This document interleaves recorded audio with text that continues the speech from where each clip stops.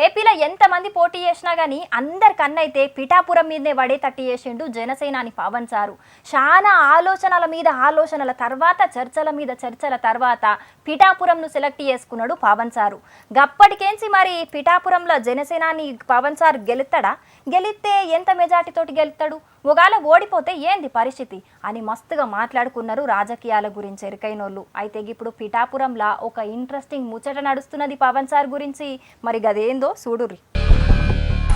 ఏపీలో ఉద్యమం లెక్కనే అయింది ఓట్ల పండుగ. పట్నం కెంచి ఎన్ని తిప్పలు పడుకుంటా పోయినా మంచిదే గాని సొంతూరుకి పోయి ఓటేయాల్సిందే అని గట్టిగా ఫిక్స్ అయినట్టున్నారు ఏపీ పబ్లిక్.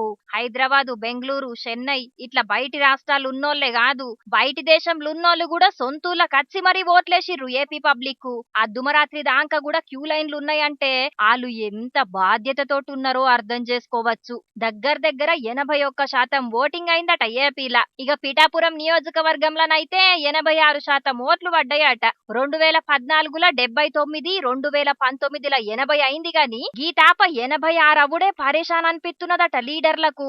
గట్ల ఓటింగ్ శాతం పెరగనీకి పెద్ద కారణం ఏందంటే గాడ పవన్ సారు పోటీ చేసుడేనట.